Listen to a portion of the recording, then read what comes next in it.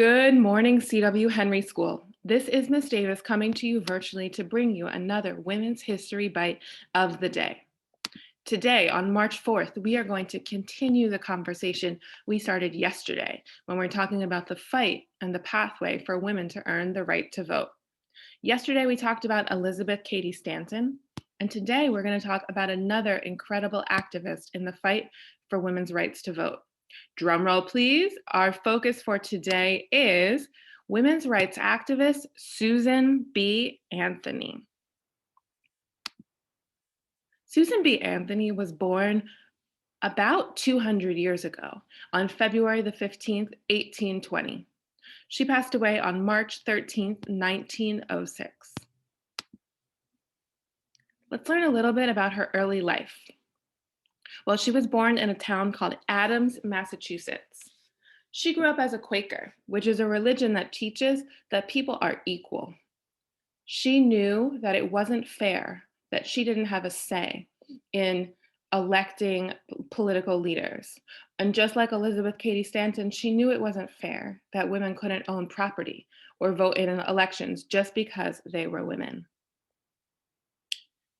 In the early 1950s, Susan B. Anthony started voicing her opinion to anyone who would listen. She stopped people on the streets and gave speeches around the country. She would stand for hours to get signatures on petitions asking for women's rights. But Anthony wanted everyone to have equal rights. So in 1856, she joined the anti-slavery movement as an abolitionist. Remember, we talked about abolitionists are people who believe against slavery, they argue against it.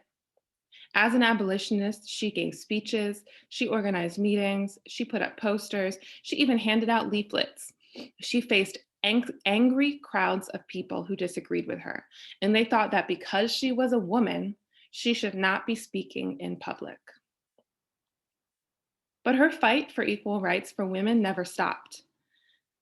Susan B. Anthony met fellow activist Elizabeth Cady Stanton in 1851.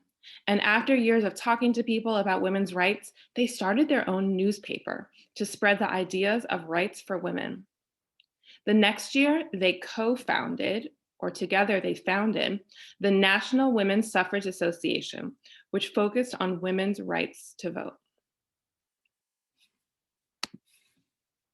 Well, African Americans were recognized as US citizens in 1870s, and Black men were technically given the right to vote with the 15th Amendment. But there were still a lot of barriers in the way for Black people to vote. And African American women, like all women, still did not have the right to vote when the 15th Amendment was passed. This made Susan B. Anthony incredibly angry, especially since she had fought so hard to make sure that slavery was ended. So she cast her ballot in the presidential election anyway. She didn't care that women hadn't legally earned the right to vote yet.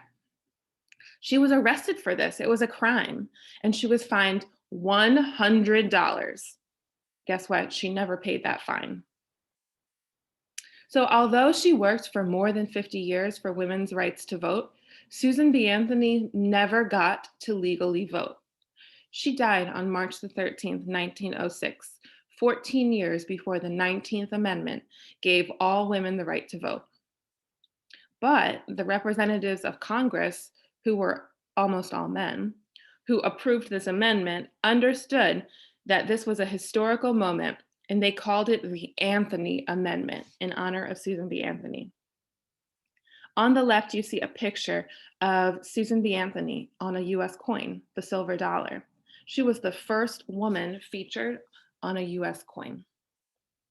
So that brings you to the end of today's Women's History Bite of the day. It was so great sharing some facts with you about Susan B. Anthony's life.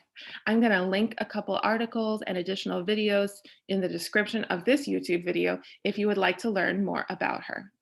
Have a great day, everybody. I look forward to joining you again tomorrow to bring you another Women's History Bite of the day. Bye.